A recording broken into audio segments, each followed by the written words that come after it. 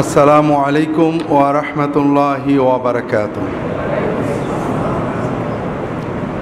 ইন্নাল হামদালিল্লাহি নাহমাদুহু ওয়া নাস্তাঈনুহু ওয়া নাস্তাগফিরুহু ওয়া নাউযু বিল্লাহি মিন শুরুরি আনফুসিনা ওয়া মিন সাইয়্যাতি আ'মালিনা মান ইয়াহদিল্লাহু ফালা মুদিল্লা লাহু ওয়া মান ইউদ্লিলহু ফালা হাদিয়া লাহু।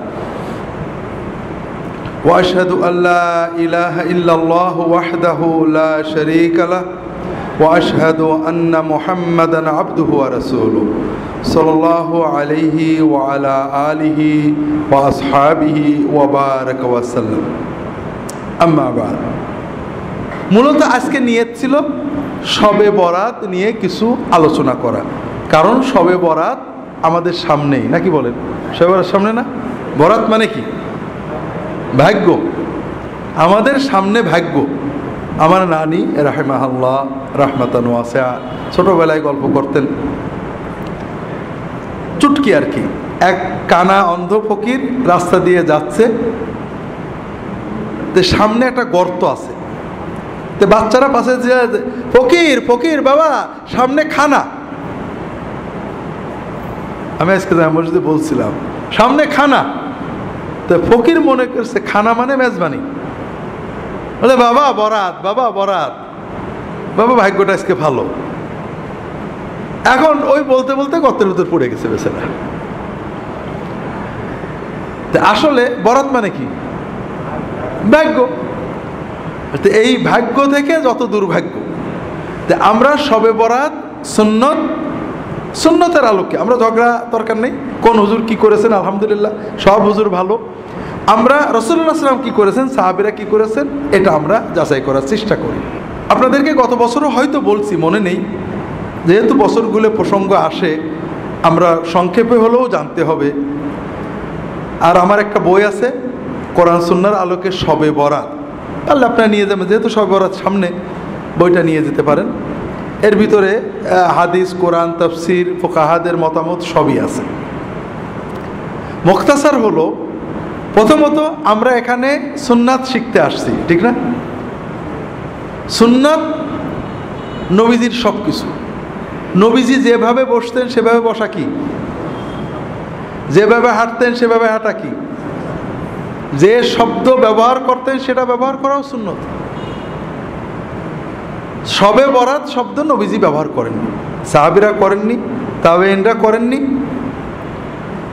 এটা প্রায় 500 বছর পরে তৈরি হয়েছে। আমরা আজকে কেন্দ্রীয় মসজিদে আলোচনা করছি। রাসূলুল্লাহ সাল্লাল্লাহু আলাইহি ওয়াসাল্লাম যে পরিভাষা ব্যবহার করেছেন সেটা কি? লাইলাতুন নিসফে মিন শাবান, মধ্য শাবানের রাত।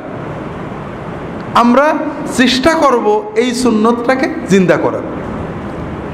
শবে বরাত নাজায়েজ না, শবে বরাত বলা নাজায়েজ না,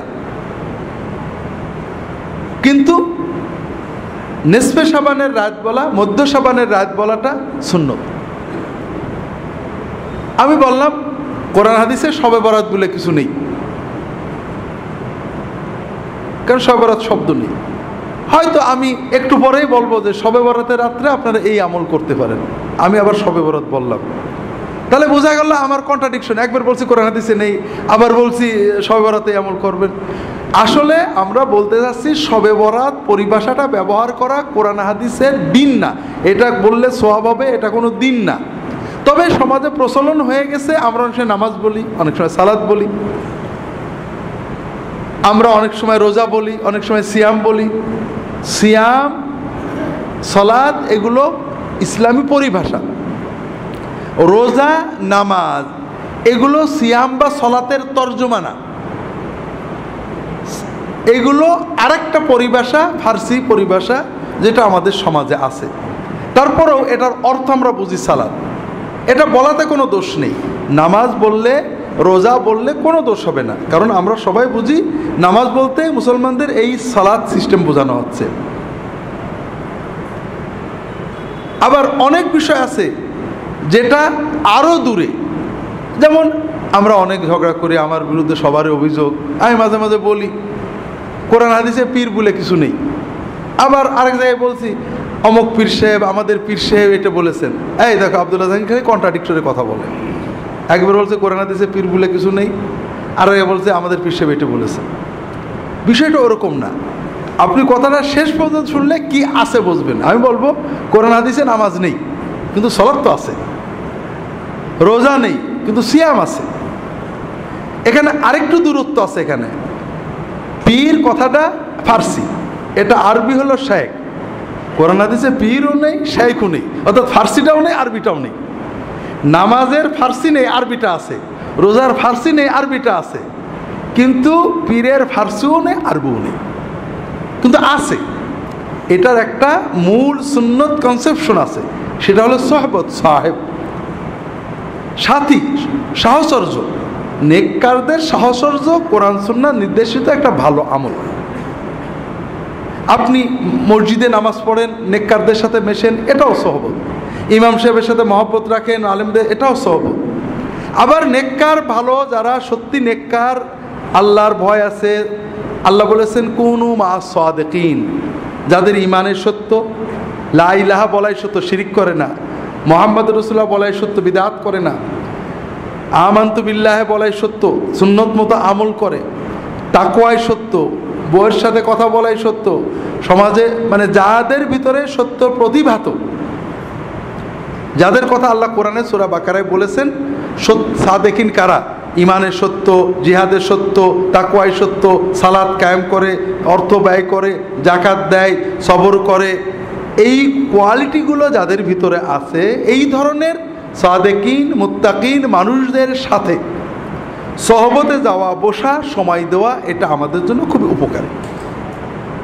এটাই পরিবর্তন করে পীর মুরিদি সিস্টেম হয়েছিল। এখান থেকে অনেক শিরিক, কুফর, বেদাত ঢুকেছে। আবার এটার মাধ্যমে দিন প্রচার হয়েছে। একসময় তাতার যুগের পরে মানুষেরা এই জাতীয় সহবতের মাধ্যমেই দিন শিখত। এটার ভালো মন্দ আছে, কিন্তু যেটা আমরা বলতে চাচ্ছিলাম সেটা হলো, একটা হলো কোরআনে ফার্সি নেই, আরবি আছে, যেমন নামাজ নেই, সালাত আছে, কি বলে রোজা নেই, সিয়াম আছে। আর কিছু জিনিস আছে আরবিও নেই, ফার্সিও নেই, কিন্তু মাফহুমটা আছে, যেমন পীরও নেই, শাইখও নেই, কিন্তু সাহেব আছে। ঠিক শবে বরাতও নেই, লাইলাতুল বারাতও নেই।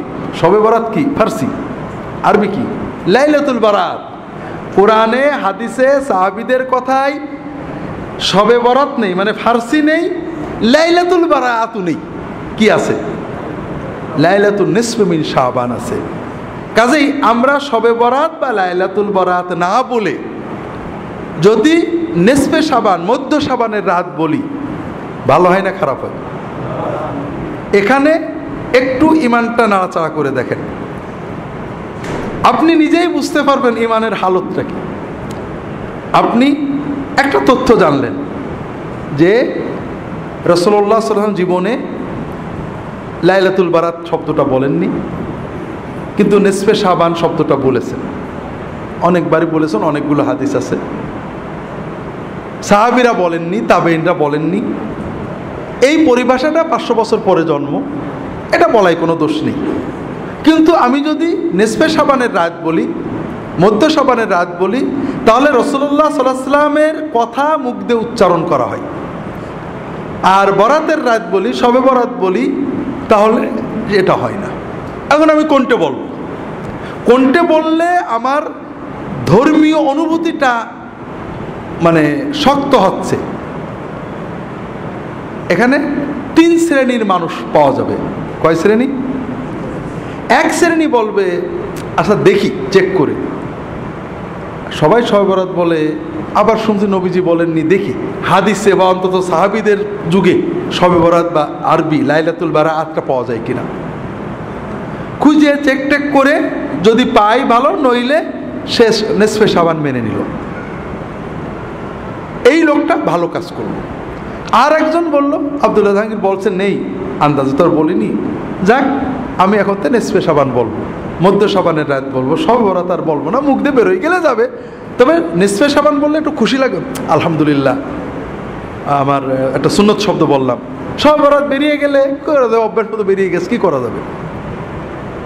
এই লোকটা হালকা ভালো করলো, আগেরটা বেশি ভালো করলো, চেক করে যাচাই বাছাই করে নিল। এটা আমার উপর পূর্ণ আস্থা রাখলো, এটা ভালো না। সব কথা চেক করে নেওয়া ভালো। তৃতীয় আর এক শ্রেণীর মানুষ, আপনি এই কথাটা, আমি নয়, আপনি কালকে এই কথাটা অনেকের কাছে বলবেন, আর এক শ্রেণীর মানুষ বলবেন, হ্যাঁ এত লোকে বলে কিছু বলে, সব কি নবীর মতো বলতে, এই যে আমরা রোজা বলি, নামাজ বলি, এন বলি, তেন বলি, এই বলি, সেই বলি, সব কি নবীর কায়দায় বলতে হবে নাকি? এইরকম লোক আছে না নেই? হয়তো আমাদের এখানেও তো একজন এরকম চিন্তা করছেন। ভাইরা, আপনি কাকে ধাক্কা মারলেন? আব্দুল্লাহ জাহাঙ্গীরকে। আপনি কোন জিনিসটাকে অচল বলে, মানব না বলে অবজ্ঞা ভরে ফেলে দিলেন? সেটা কি? নবীজি সাল্লাল্লাহু আলাইহি ওয়াসাল্লামের একটা শব্দ, তার একটা সুন্নাত। তাহলে আপনার ঈমান, আপনি একটু ঘষা মাজা করে দেখেন, আপনি কি কাম করলেন? আপনি কোন জিনিসটাকে অবজ্ঞা করলেন? আপনি তো আমাকে অবজ্ঞা করেননি। আপনি মুহাম্মদুর রাসূলুল্লাহ সাল্লাল্লাহু আলাইহি ওয়াসাল্লামের কথার মতো কথা বলতে আপত্তি করলেন। আপনার সমাজের প্রচলিত কথাটাকে মুহাম্মদ সাল্লাল্লাহু আলাইহি ওয়াসাল্লামের কথা চেয়ে জোর দিলেন। এটা আপনি ভালো করলেন না, আপনি আপনার ঈমানের ক্ষতি করলেন, আমার তো কিছু করলেন না। আপনাদের এজন্য বারবার আবারও বলি, আমাদের এখানে আমরা নিয়মিত, আপনারা আসেন, একদিনে সব শেখাবো এরকম নয়, প্রশ্নোত্তর হবে, আমরা প্রশ্নের মাধ্যমে অনেক কিছু জানবো। তবে সবচেয়ে বড় চিন্তা, অনেক সুন্নাত আমাকে বলে, স্যার আপনার এখানে তো অনেক সুন্নত নেই। অনেক সুন্নত নেই মানে কিছু কিছু বিষয় আছে, মানে আপনি গাড়িতে চলেন, ঘোড়ায় চড়েন না, সুন্নত নেই। তো ভাইরা, আমি গাড়ি চড়াটাকে অত উত্তম, আমি ঘোড়ায় চড়তে পারলে খুশি, আমি পারি না তাই করি। কিন্তু আমি বিশ্বাস করি যে আমি চড়াটাও যদি নবীজির মতো হতো, নিঃসন্দেহে ভালো হতো। কথা হলো যে, একটা হলো আমার চেতনা, বিশ্বাস যে মুহাম্মদ সাল্লাল্লাহু আলাইহি ওয়াসাল্লামের চেয়ে বড় আর কিছু হতে পারে না। আমি পারি না, আপনাদের বলছি, আমি 1981 সালে সৌদি আরবে গেছি। ও দেশে তেল প্রথম তেল নিয়ে যেতাম, সরিষার তেল, নারকেলের তেল, ডিব্বা টিব্বা ভরে নিয়ে যেতাম।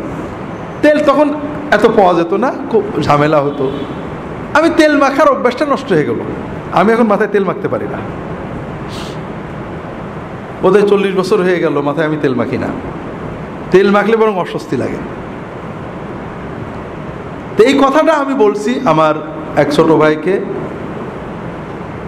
মৌলানা ইদ্রিস রাহিমাহুল্লাহ, মারা গেছে, আপনারা জানেন কত এসে বলো, ভাই রাসূলুল্লাহ সাল্লাল্লাহু আলাইহি ওয়াসাল্লাম কিন্তু তেল মাখতেন, আমি কি করব? উনি মাখতেন, ছিল আমার না মাখাটাই ভালো, এটা বলবো? তাহলে বোঝা যায় আমার ইমানে গড়বড়ি আছে। আমি বললাম যে নিঃসন্দেহে তেল মাখা ভালো, আমি যে মাখতে পারি না, অস্বস্তি লাগে, এটা আমার খারাপ।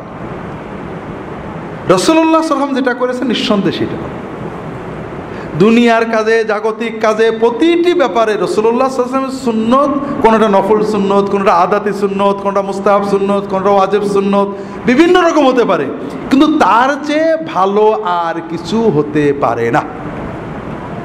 আমি চুলগুলো ছোট করে রাখছি, আমি চুল কি টুপি পাগড়ি পরে জামে মসজিদে যাই, কখন খুলবো মাথায় খুব গরম লাগে, কখন খুলবো কখন, টুপি পরে ফুটো ফুটোওয়ালা, ভারী টুপি পরলে সুন্দর, টুপি পরলে মাথা গরম হয়ে যায়। চুল তো বড় বেশি রাখতে পারি না, রাখলে আবার কাটতে হয়। এখন আমি কি এই ছোট চুল রাখাটাকে যুক্তি তর্ক দিয়ে উত্তম বলবো? একজন লোক ভাবরি রেখেছে, লম্বা চুল রেখেছে, ঘাড় বন্ধ চলে গেছে, কি বিরক্তিকর। আরে নবীজি করেছেন, সেই যুগে অন্যরকম ছিল, আমি কোনটা করবো বলেন তো? আমি ইয়াকিন করে বলবো, নবীর সাথে যতটুকু মিল আছে ওটা নিঃসন্দেহে ভালো, কিয়ামত পর্যন্ত সবার জন্য ভালো।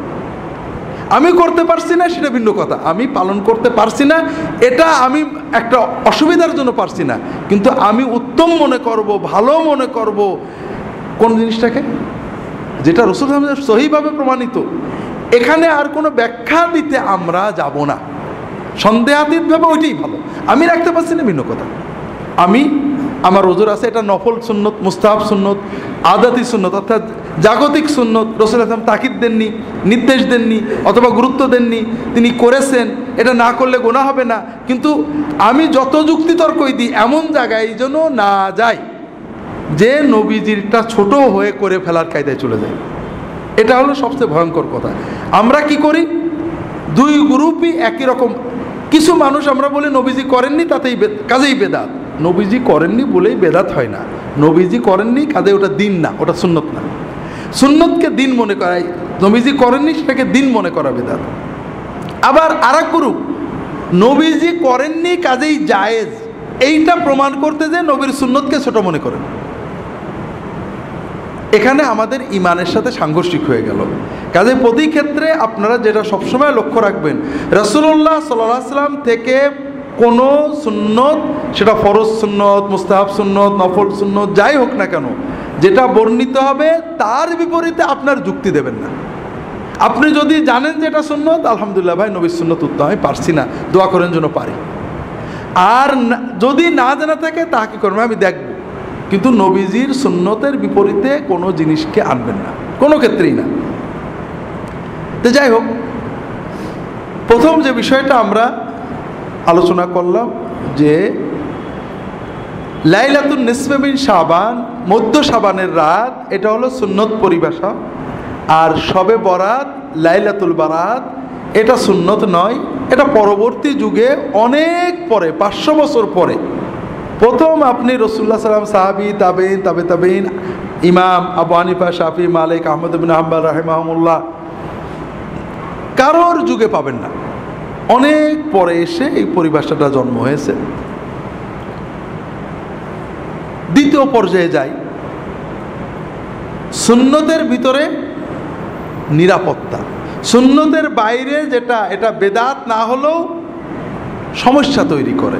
যেমন শবে বরাতের ভিতরে আমরা যখন মধ্য শাবানের রাত, এটা কোনো আলাদা উত্তেজনা তৈরি করে না, কিন্তু যখনই আমি বলবো শবে বরাত, তখন আমাদের ভিতরে একটা নির্ধারিত কনসেপশন তৈরি হয়, এটা ভাগ্য রজনী,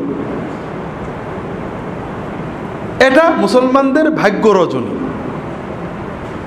এই যে ধারণা দিচ্ছে এটাও ঠিক না। শবে বরাত গুনাহ মাপের রজনী। বারাত শব্দের মূল অর্থ ছিল মুক্তি, আরবিতে যে বারাত, আমরা বাংলায় অর্থটা পাল্টে বরাত ভাগ্য হয়ে গেছে, কিন্তু আরবিতে বারাত মানে মুক্তি। শবে বরাতের রাত্রিতে আল্লাহ তাআলা বান্দাদের গুনাহ মাফ করেন, এটা সহিহ হাদিস দ্বারা প্রমাণিত। কিন্তু এই রাত্রিতে আল্লাহ ভাগ্য দেন, ভাগ্য লেখেন, এটা কোনো হাদিস নেই, কোনো কোরআন নেই। এ মর্মে যত হাদিস আছে সবগুলোই জাল হাদিস। তফসিরে দু একটা কথা বলা হয়েছে, কোনো তফসির কারক সমর্থন করেননি। তাহলে মধ্য শাবান বললে যে সুন্নত চেতনা আসে, শবে বরাত বা ভাগ্য রজনী বললে আমাদের ভিতরে যে চিন্তাটা আসে, এটা আসলে ঠিক না। এরকম অনেক ক্ষেত্রে আছে। যেমন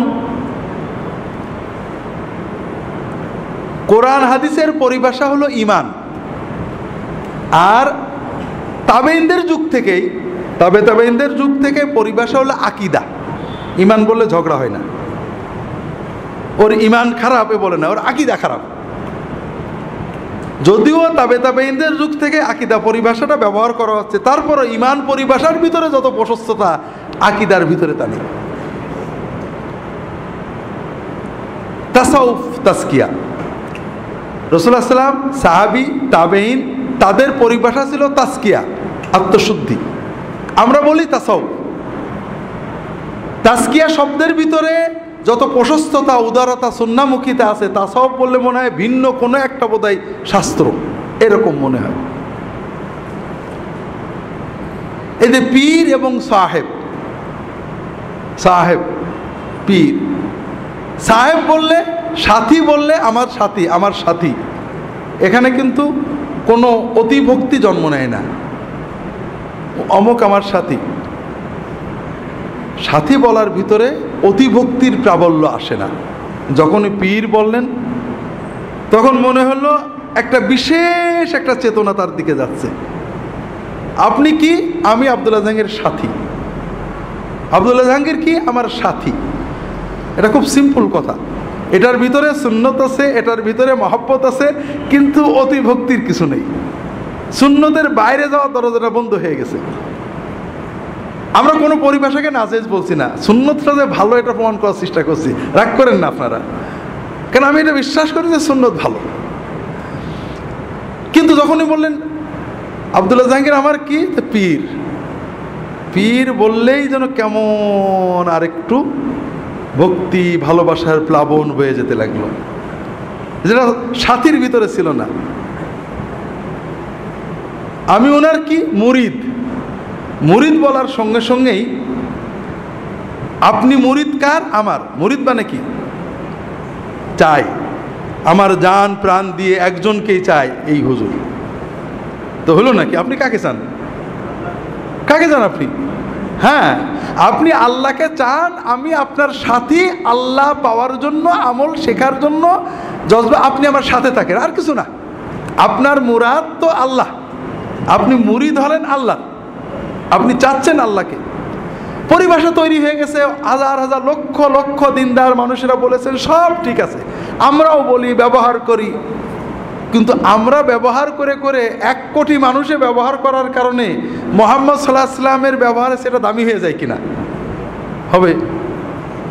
100 কোটি লোকে ব্যবহারের কারণে কি সেটা রাসূলুল্লাহ সাল্লাল্লাহু আলাইহি ওয়াসাল্লামের ব্যবহারে সে দামি হয়ে যাবে কিনা? না। তো যাই হোক, আমরা লম্বা করব না।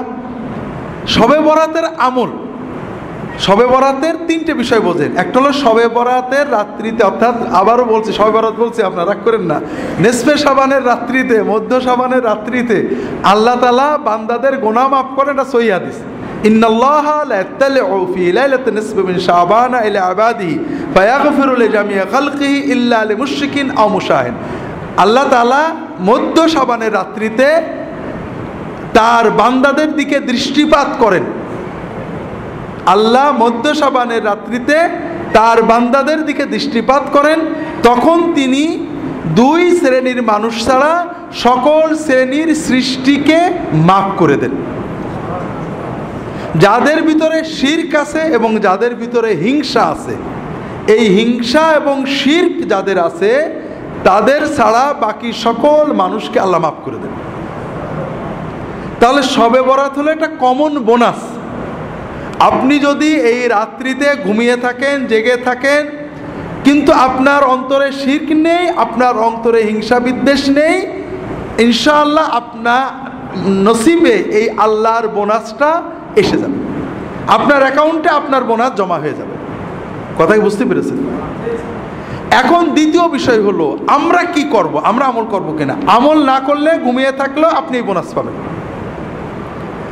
এ ব্যাপারে সহিহ হাদিস পাওয়া যায় না, কিছু জয়ীফ হাদিস আছে। 2টো আমল পাওয়া যায় জয়ীফ হাদিস দ্বারা, বা 3টে আমল পাওয়া যায়। একটা হলো কবর জিয়ারত, আর একটা হলো দোয়া, আর একটা হলো সালাত। এই বিষয়ে যতগুলো হাদিস আছে সবই জয়ীফ। তবে যেহেতু এই রাত্রের ফজিলত সহিহ, এই রাত্রে কেউ যদি অন্যান্য রাতেও তাহাজ্জুদ পড়ে, এই রাত্রে একটু কিছু বেশি পড়েছে, অন্যান্য রাত্রেও দোয়া করে, এই রাত্রে বেশি করেছে, এটা অনেক আলেমই মুস্তাহাব, জায়েজ, বৈধ, সুন্নতের ভিতরে থাকবে বলে মত প্রকাশ করেছেন। আমরাও মনে করি যদি কেউ ব্যক্তিগতভাবে এই রাত্রিতে দোয়া করেন, এই রাত্রিতে আল্লাহর কাছে দোয়া করেন বা সাধারণ তাহাজ্জুদ পড়েন, কিয়ামুল লাইল করেন, এটা নাজায়েজ হবে না, ইনশাআল্লাহ বিদআত হবে না। 3টে কারণে। একটা হলো সুন্নত দ্বারা ফজিলত প্রমাণিত। এখানে জয়ীফ হাদিস দিয়ে কেউ আমল করলে এটা সরাসরি বেদাত বলা ঠিক না। তাবেঈনদের যুগ থেকে কোনো কোনো তাবেঈ এই রাত্রে ইবাদত করেছেন। তবে এই রাত্রিতে ইবাদত মসজিদে যেয়ে করা, সমবেত করা, এটা সকল ইমাম, হানাফি, শাফিঈ, মালিকি, হাম্বলি সবাই বেদাত বলেছেন, মাকরু বলেছেন। এটা নিয়ে কোনো মতভেদ নেই। এই রাত্রি ইবাদতের জন্য মসজিদে যাওয়া, দলবদ্ধ হওয়া, সুন্নত ইবাদতও দলবদ্ধ হয়ে করা, এটা বেদাত বলা হয়েছে এবং মাকরু বলা হয়েছে। হানাফি ফিকহের সব কিতাবই পাবেন। তৃতীয় হলো এই রাত্রিতে ভাগ্য লেখা হয়, এই মর্মে যত কথা আছে সবই জাল কথা। চতুর্থ হলো এই রাতের পরের দিনে রোজা রাখা। আমাদের সমাজে প্রচলন আছে এই লাইলাতুন নিসফে মিন শাবানের পরের দিনে রোজা রাখার ব্যাপারে 2টো হাদিস আছে, দুটোই জাল পর্যায়ের। তবে শবে বরাতে রাসূল বেশি রোজা রাখতেন, 1 তারিখ থেকে 15 তারিখ পর্যন্ত রোজা রাখতেন। আর 13, 14, 15 রোজা রাখা তো নিয়মিতই সুন্নত। কাজেই যারা রোজা রাখতে চান 13, 14, 15 রাখবেন। সব মাসেই রাখার চেষ্টা করবেন। শাবানে যেহেতু রাসূল বেশি রাখতেন, আপনারা রাখতে পারেন। মধ্য শাবানের রাত বা শবে বরাত বিষয়ে শেষ কথাটা বাদ রয়ে গিয়েছিল। সেটা হলো, আমরা বুঝলাম রাতটার সুন্নত নাম হলো মধ্য শাবানের রাত, আর এই রাত্রি হলো আল্লাহ তাআলা বান্দাদের মাফ করেন। এই রাত্রিতে নেক আমল করার ব্যাপারে কোনো সহিহ হাদিস পাওয়া যায় না। আল্লাহর মাগফিরাতের সহিহ হাদিস আছে, তবে দোয়া করা, সালাত আদায় করা, কবর জিয়ারত করা, এ সকল বিষয়ে জয়ীফ হাদিস আছে। কেউ যদি এগুলো ব্যক্তিগত আমল করেন, এটা সুন্নাহ বিরোধী নয়। তবে এই রাত্রিতে রুটি খাওয়া, উৎসব করা, বাতি জ্বালানো, এরপরে মসজিদে সমবেত হয়ে ইবাদত বন্দেগী করা, এগুলো বিদআত। এবং প্রায় ফিকহের সকল কিতাবে, হানাফি মাযহাব, শাফিঈ মাযহাব, বিভিন্ন কিতাবে বারবারই এই ধরনের কাজগুলোকে বিদআত বা মাকরু লেখা হয়েছে, মাকরু তাহরিমি লেখা হয়েছে। এখানে একটা বিষয় খুবই জরুরি, সেটা হলো আমরা রাসূলুল্লাহ সাল্লাল্লাহু আলাইহি ওয়াসাল্লাম এবং সাহাবীদের জীবনে শবে বরাতের, সাহাবীদের আবু বকর, ওমর, ওসমান, আলী রাদিয়াল্লাহু তাআলা আনহুম আজমাইন, খোলাফায়ে রাশেদিনের যুগে দেখেন শবে বরাতের কোনো হাদিস পাবেন না। পুরো ইসলামের ইতিহাসে ইবনে কাসির, তবারি, মানে রাসূলুল্লাহ সাল্লাল্লাহু আলাইহি ওয়াসাল্লামের হিজরত থেকে সাহাবী তাবেঈনরা মসজিদে সমবেত হয়েছেন, অথবা আবু বকর, ওমর, ওসমান তারা এই রাত পালন করেছেন, এরকম কিছু পাওয়া যায় না। এর একটা বড় কারণ হলো, ইসলাম আমাদেরকে জীবন ঘনিষ্ঠ ধর্ম দেয়, বতুরে না। আমরা শবে বরাতে কি জন্য গুরুত্ব দিই? এই রাত্রিতে আল্লাহ দোয়া কবুল করে, এটাই তো মূল, নাকি বলেন? এটা মূল না যে আমরা হুজুররা ওয়াজ করেছেন এই রাত্রে সন্ধ্যা থেকে আল্লাহর পক্ষ থেকে ঘোষণা দেওয়া হয় যে দোয়া করবে, কবুল করবে, এরকম আছে না? এই হাদিসটা জয়ীফ। তবে আমরা আশা করি এই রাতে দোয়া কবুল হবে। একাধিক হাদিস রয়েছে, সহিহ মুসলিম এবং অন্যান্য কিতাবে সহিহ হাদিস রয়েছে যে প্রতি রাত্রে রাতের যখন প্রথম 1/3 পার হয়ে যায়, রাতের প্রথম 1/3 পার হয়ে যায়, তার মানে 3 থেকে 4 ঘন্টা রাত হয়ে যায়। বর্তমান সময়ে আমাদের সন্ধ্যায় 7টায় ফজরের আজান হয়, ফজরের নামাজই হয় 5টায়, 4টায় ফিরে আজান, 3টে, এই 7টা, 8টা, 9টা, 10টা, 11টা, 12টা, 1টা, 2টো, 3টে, 4টে, 9 ঘন্টার রাত।